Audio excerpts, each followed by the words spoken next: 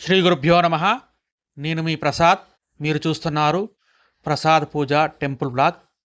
ఈ వీడియోలో మనము నెల్లికుదురు మండలం శ్రీ రామలింగేశ్వర స్వామి దేవస్థానంలో జరిగేటువంటి కుంభాభిషేకంలో భాగంగా 31 జూలై 2025 రోజున ఉదయం నుండి మధ్యాహ్నం వరకు అంటే కుంభాభిషేకం వరకు జరిగిన కార్యక్రమాలు, ఎందుకంటే ఇది చివరి రోజు అన్నమాట. ఈరోజు జరిగిన కార్యక్రమాలన్నీ కూడా ఈ వీడియోలో మనం చూద్దాం. దానికంటే ముందుగా ఈ వీడియో గనక మీ అందరికీ గనక నచ్చితే దయచేసి లైక్ చేయండి. అలాగే మీ బంధుమిత్రులందరికీ కూడా షేర్ చేయండి. అలాగే మన ఈ ఛానల్ని కొత్తగా ఎవరైతే చూస్తారో వాళ్ళు సబ్స్క్రైబ్ చేసుకోండి. ఇక మనము వీడియోలోకి వెళ్దాం. జూలై 31 ఉదయం 3:43 ఈ సమయానికి బ్రహ్మశ్రీ వేదమూర్తి లేనటువంటి సోమశేఖర్ శర్మ గారు, అలాగే నాగయ్య శర్మ గారు కూడా మంగళ వాయిద్యాలతో మరియు అర్చకులతో కలిసి ఆలయానికి వచ్చారు. దాంతోపాటు ఆలయం అంతా కూడా ప్రదక్షిణ చేసి యంత్ర ప్రతిష్ఠ కోసం ఎవరెవరు ఎక్కడెక్కడ యంత్రం పెట్టాలో వాళ్లకు ఆ కార్యక్రమానికి సంబంధించినటువంటి కార్యక్రమ నిర్దేశన అంతా కూడా చేసి దానికి సంబంధించినటువంటి క్రతువు అంతా కూడా ఇప్పుడు చేస్తున్నారు. చూడండి. ఇంకా ప్రధాన దైవమైనటువంటి రామలింగేశ్వరుని కూడా దర్శించుకొని దాని తర్వాత విగ్రహ దాతలతో మరియు ముఖ్యమైన భక్తులతో ప్రతిష్టా స్థలికి చేరుకుంటారు. దాని తర్వాత ముహూర్త సమయంలో అంటే 4:02 వేదమంత్ర ఘోషతో అలాగే మంగళ వాయిద్యాలతో యజమానులు మరియు భక్తుల సమక్షంలో యంత్ర ప్రతిష్ఠ చేస్తారన్నమాట. ఇప్పుడు మీరు ఆ కార్యక్రమాన్ని చూడగలరు. ఇప్పుడు చూడండి, నవగ్రహ యంత్రాలను అక్కడ ఎవరైతే ఉంటారో వాళ్లకు అప్పచెప్తున్నారు. చూడండి.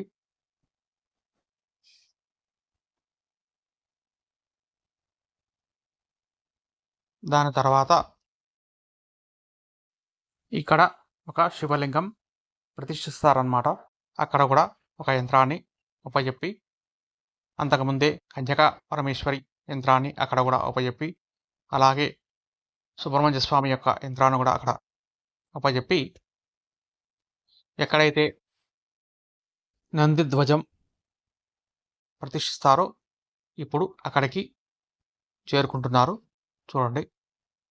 అక్కడ కూడా ఆ యంత్రాన్ని ఉపజెప్పారనమాట. ఇప్పుడు ముహూర్తం సమయం కోసం వేచి చూస్తున్నారు. ఈ సమయంలో వేదమంత్ర ఘోషలతో మంగళ వాయిద్యాలతో భక్తుల సమక్షంలో ఈ యంత్రాన్ని ప్రతిష్ఠిస్తారు. మీరు చూడండి. శ్రీ విశ్వావసునామ సంవత్సరము దక్షిణాయనము వర్ష ఋతువు శ్రావణ మాసము శుక్లపక్షము సప్తమి అనగా గురువారము. ఆ రోజు చిత్తా నక్షత్రము, చిత్తా నక్షత్రయుక్త మిథున లగ్న పుష్కరాంశ సుముహూర్తంలో అనగా సరిగ్గా 4:02 యంత్ర ప్రతిష్ఠ గావించారన్నమాట. ఇప్పుడు మీరు అంటే ఆ వీడియోని మీరు చూస్తున్నారన్నమాట. ఇదే ముహూర్తానికి ధ్వజయంత్ర ప్రతిష్టతో పాటు అటు నవగ్రహ యంత్ర ప్రతిష్టలు, దానితో పాటుగా శివలింగ ప్రతిష్ఠ కూడా శివలింగ యంత్ర ప్రతిష్ఠ కూడా చేశారు. ఇంకా కన్యకా పరమేశ్వరి యంత్రాన్ని ప్రతిష్ఠిస్తున్నారు. అది కూడా చూడండి. అంటే ఇవన్నీ కూడా సరిగ్గా 4 గంటల 2 నిమిషాలకే ఈ యంత్ర ప్రతిష్టలు జరిగాయన్నమాట. 4 గంటల 2 నిమిషాలకు ఈ ప్రతిష్ట గావించారు.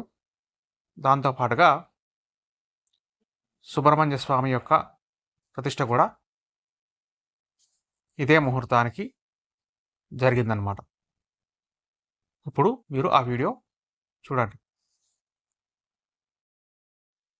ఈ విధంగా సరిగ్గా 4 గంటల 2 నిమిషాలకే అన్ని యంత్రాలు కూడా ప్రతిష్టలు జరిగాయి.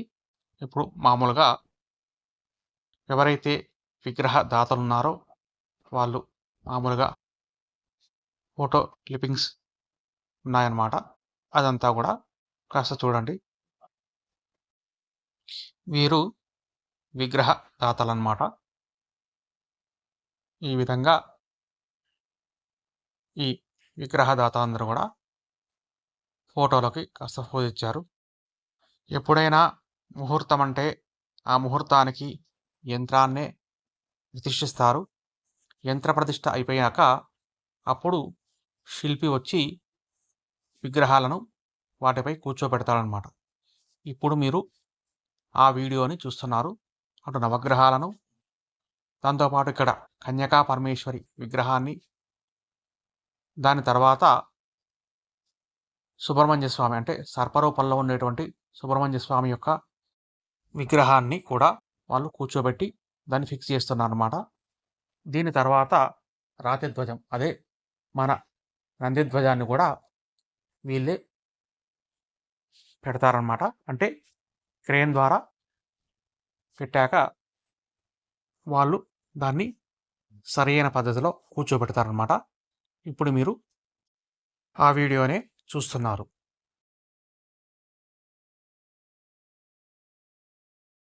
సరిగ్గా ఉదయం 6 గంటల 43 నిమిషాలకు క్రేన్ వచ్చిందనమాట. క్రేన్ రాగానే ధ్వజస్తంభాన్ని ప్రతిష్ఠించడానికి అన్ని ఏర్పాట్లు చకచక జరిగిపోతున్నాయి. ఆ దృశ్యాన్ని ఇప్పుడు మీరు చూస్తున్నారు. శిల్పి యొక్క ఆధ్వర్యంలో ఈ కార్యక్రమం అంతా జరుగుతుంది. ముందుగా దానికి తాళ్ళు కట్టి దాని తర్వాత క్రేన్ లేపుతున్నారు.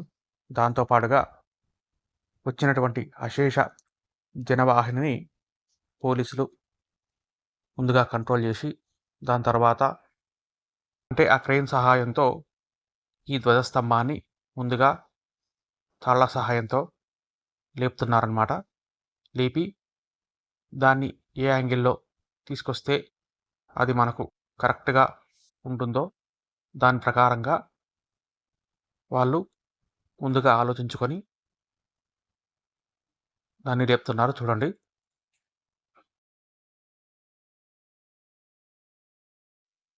ఇదంతా దాదాపు 20 నిమిషాలు పట్టింది.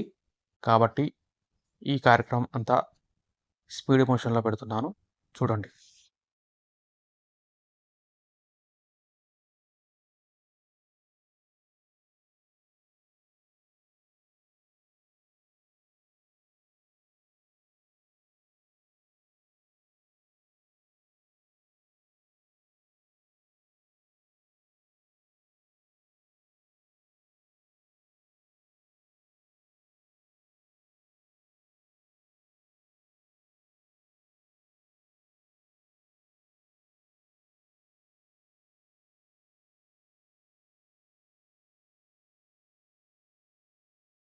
ఈ విధంగా సరైన యాంగిల్లోకి తీసుకొచ్చాక దాని కింద మునక బస్తాలు వేసి దాన్ని ఒక క్రమ పద్ధతిలో అరేంజ్ చేసి దాని తర్వాత క్రేన్ సహాయంతో ఈ రాతి ధ్వజాన్ని ఇప్పుడే లేపుతున్నారు.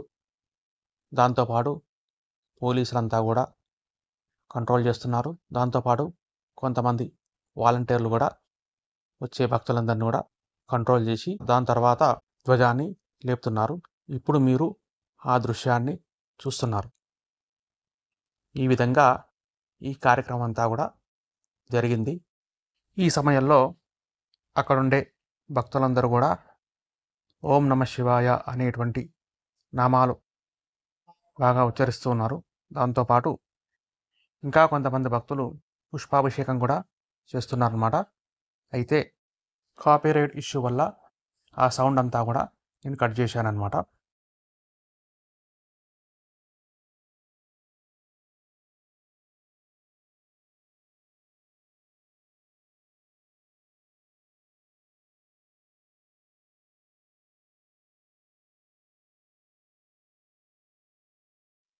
సరిగ్గా 7:26 ధ్వజస్తంభాన్ని భూమిలో ప్రతిష్ఠించారు. దాని తర్వాత కాంక్రీటుతో నింపుతున్నారన్నమాట. ఈ విధంగా ఈ కార్యక్రమం జరిగింది.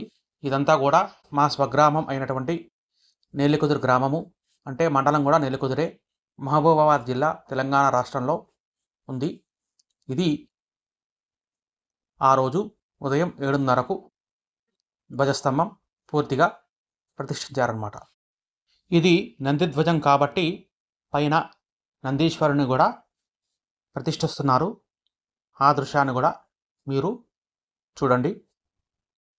అయితే చెక్కతో చేసే ధ్వజాన్ని జీవధ్వజమని, అదే రాయితో చేసే ధ్వజాన్ని అక్కడ శివాలయం ఉంటే నందిధ్వజమని, అదే అమ్మవారు ఉంటే అక్కడ సింహధ్వజమని ఈ విధంగా పిలుస్తారనమాట. అయితే మామూలుగా నందిధ్వజం గొప్పదా లేకపోతే జీవధ్వజం గొప్పదా అంటే మామూలుగా చెక్కతో చేసిందే మంచిది, అంటే గొప్పదనమాట. కాకపోతే ఏంటంటే ఈ నందిధ్వజం ఉండటం వల్ల భవిష్యత్తులో ఎప్పుడైనా చెక్క మామూలుగా చీకిపోయి కానీ లేక వేరి ఇరిగిపోయి కానీ ధ్వజం కింద పడిపోతే అప్పుడు మనకు పూజా కార్యక్రమాలు పడిపోకుండా ఉండటం కోసమని ఈ నంది ధ్వజాన్ని కంపల్సరిగా కొన్ని దేవాలయాల్లో ప్రతిష్ఠిస్తారన్నమాట. కాబట్టి దాన్ని దృష్టిలో పెట్టుకొని పెద్దలు ఈ కార్యక్రమాన్ని ఎంతో ఘనంగా నిర్వహించారు. ఇంకా ఈ దేవాలయము సోమసూత్రంతో కూడుకున్నటువంటి దేవాలయం అన్నమాట. అంటే శివలింగము సోమసూత్రంతో ఉంది. ఆ విధంగా ఉంటే 1000 శివలింగాలతో పూజించినటువంటి ఫలితం ఈ యొక్క శివాలయంలో పూజిస్తే కలుగుతుందన్నమాట. అది ఈ దేవాలయం యొక్క ప్రత్యేకత. ఈ విధంగా నందిని ప్రతిష్ఠించాక దానికి ఒక దండను కూడా వేశారు, చూడండి.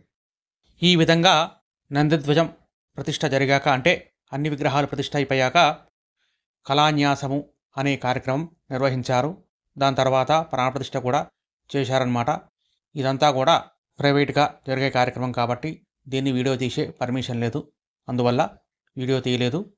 ఈ విధంగా భక్తులందరినీ కూడా బయటికి పంపించి కేవలం లోపల ఋత్వికులు, వేద పండితులు మాత్రమే ఈ కార్యక్రమాన్ని నిర్వహించారు. ఆ సమయంలో దేవాలయంలో ఎవరు కూడా ఉండడానికి వీల్లేదన్నమాట. అందువల్ల అందరినీ బయటికి పంపించారు. కేవలం ఋత్వికులు మాత్రమే దేవాలయంలో ఉన్నారు. ఈ విధంగా ఆ కార్యక్రమం జరిగింది. ఈ కార్యక్రమం పూర్తయి కళాన్యాసము ప్రాణప్రతిష్ఠ పూర్తయ్యాక దైవదర్శనం జరిగాక కన్యకా పరమేశ్వరి అమ్మవారికి అభిషేకం చేసే భాగ్యం, మొట్టమొదటి అభిషేకం చేసే భాగ్యం నాకే కలిగింది. నేనే ఆ అమ్మవారి అభిషేకాన్ని పంచామృతాలతో అలాగే శుద్ధోదక స్నానంతో అభిషేకం చేసి అమ్మవారికి అలంకారం నేనే చేశానన్నమాట. ఆ భాగ్యం ఆ అమ్మవారు నాకే కలిగించింది. ఇప్పుడు మీరు ఆ కార్యక్రమాన్ని చూస్తున్నారు, చూడండి. ముందుగా పాలాభిషేకము, దాని తర్వాత పెరుగుతో, దాని తర్వాత నెయ్యి అంటే ఆవు నెయ్యి, దాని తర్వాత తేనె తర్వాత చక్కెరతో అభిషేకం చేశానన్నమాట. దాని తర్వాత కొబ్బరి నీళ్ళు, దాని తర్వాత శుద్ధోదక స్నానం అంటే నీళ్ళతో అభిషేకం చేశానన్నమాట.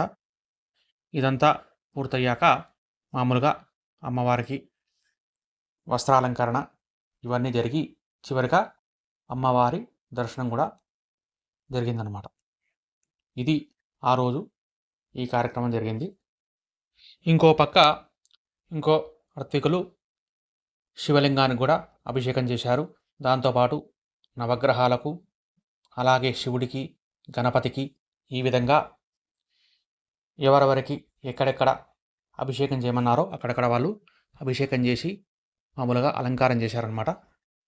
ఈ కార్యక్రమం అంతా పూర్తయ్యాక మామూలుగా కళాన్యాస హోమము, పూర్ణాహుతి కూడా జరిగిందనమాట. ఇప్పుడు మీరు ఆ దృశ్యాన్ని చూస్తున్నారు.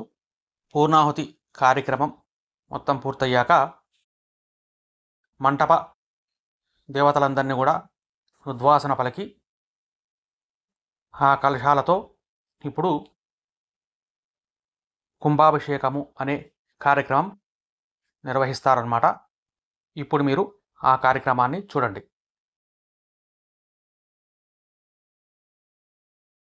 కుంభాభిషేకము పూర్ణాహుతి అయ్యాక ఆ కలశాలకు ఉద్వాసన పలికి ఆ కలశంలో నీళ్లు అంటే ఆయా దేవతా కలశాల జలాలతో ఆ దేవుడికి అవభృత స్నానము అనే కార్యక్రమాన్ని బ్రహ్మగారు ఋత్వికులతో కలిసి నిర్వహిస్తున్నారు. ఇప్పుడు మీరు ఆ దృశ్యాన్ని చూస్తున్నారు. అది కూడా మంగళ వాయిద్యాలతో ఋత్వికులతో కలిసి బ్రహ్మగారి యొక్క ఆధ్వర్యంలో ఈ కార్యక్రమం జరుగుతుంది. అందరూ తిలకించండి. ఎందుకంటే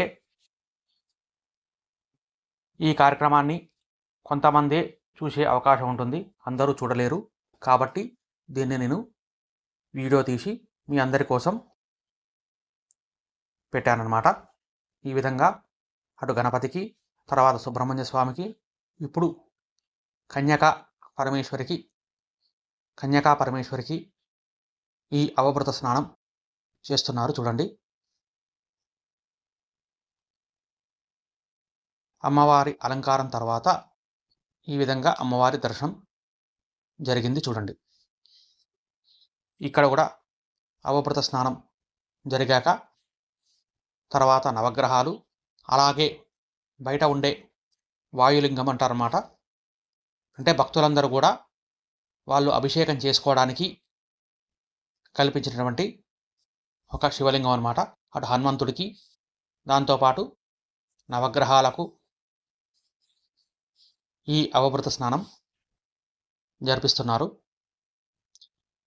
ఇప్పుడు ఇక్కడ వాయులింగానికి కూడా ఈ అవభృత స్నానం జరుగుతుంది.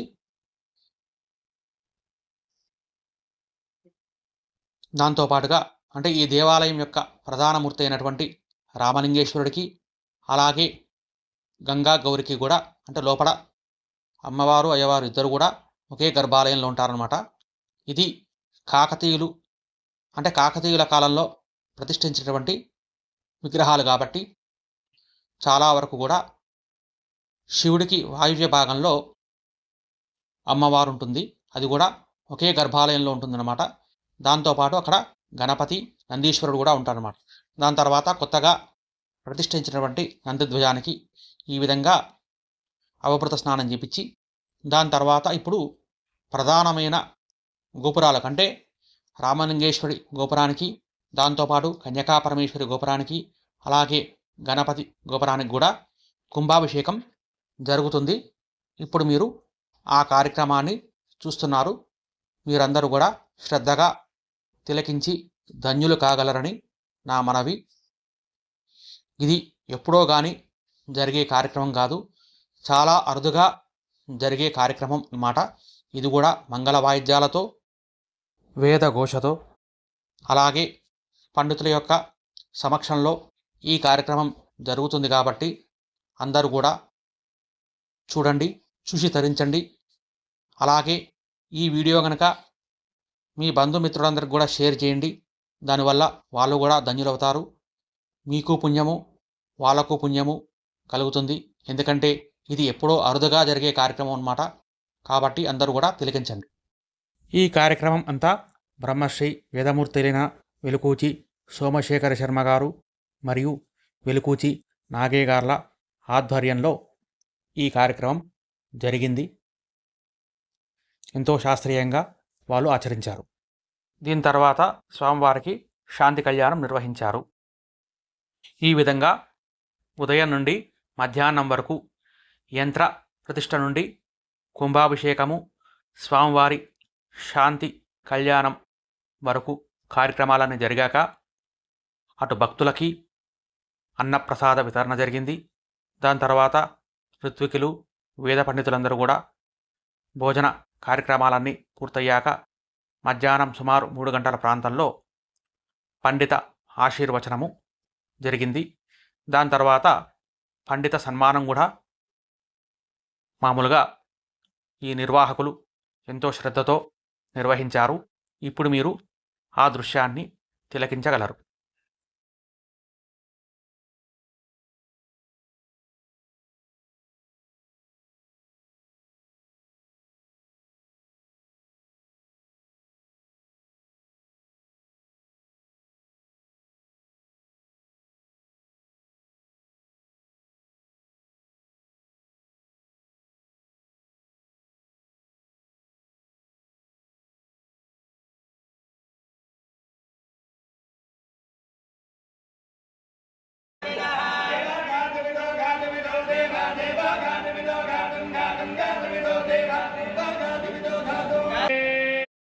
ఈ విధంగా ఆశీర్వచన మంత్రాలతో అలాగే వేద ఘన పనసలతో భక్తులందరినీ ముఖ్యంగా నిర్వాహకులను ఆశీర్వదించారన్నమాట.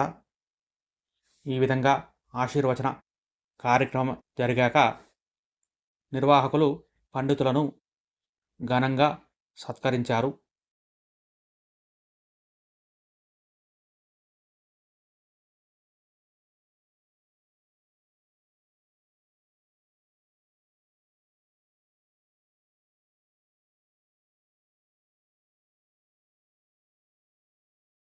ఆశీర్వచనం తర్వాత ముందుగా గుడి అర్చకుడైనటువంటి బ్రహ్మశ్రీ వెలుకూచి వెంకటేశ్వర శర్మ గారిని, దాని తర్వాత బ్రహ్మగారైనటువంటి వెలుకూచి సోమశేఖర శర్మ గారిని, దాని తర్వాత బ్రహ్మగారైనటువంటి వెలుకూచి నాగేశాస్త్రి గారిని, దాని తర్వాత వేద పండితులను మరియు ఇతర ఋత్వికులందరినీ కూడా వరుస క్రమంలో ఎంతో ఘనంగా సత్కరించారన్నమాట.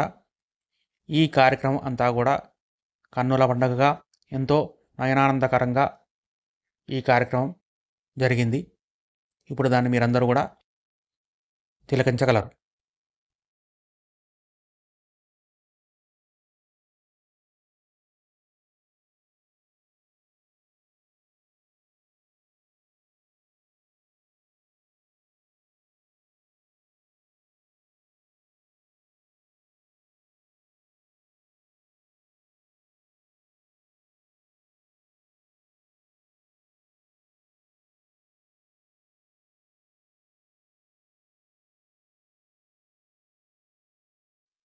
ఇక్కడ ముఖ్యంగా చెప్పాలంటే వెలుకూచి చంద్రప్రకాష్ శర్మ గారు అలాగే వెలుకూచి రమేష్ శర్మ గారిని చాలా ఘనంగా సత్కరించారు.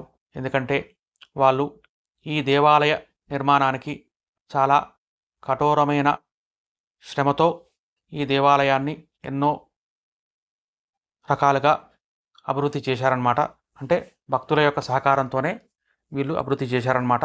అందువల్ల వీళ్ళను కొంత ప్రత్యేకంగా సన్మానించారన్నమాట.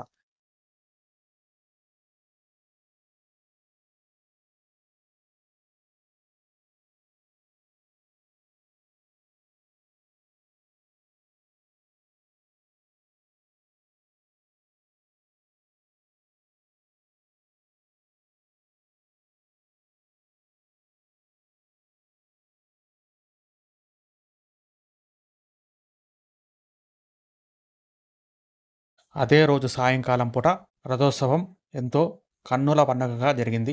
ఈ విధంగా మొత్తం కార్యక్రమం అంతా జరిగింది. చూశారు కదా, ఇది నెల్లికుదురు మండలం శ్రీ రామలింగేశ్వర స్వామి దేవస్థానంలో జరిగినటువంటి ప్రజప్రతిష్ఠ కుంభాభిషేక విశేషాలు. ఈ వీడియో కనుక మీకు నచ్చితే లైక్ చేయండి, షేర్ చేయండి, అలాగే మన ఛానల్ని సబ్స్క్రైబ్ చేసుకోండి. సర్వే జనా సుఖినో భవంతు. సమస్త సన్మంగళాని భవంతు. స్వస్తి.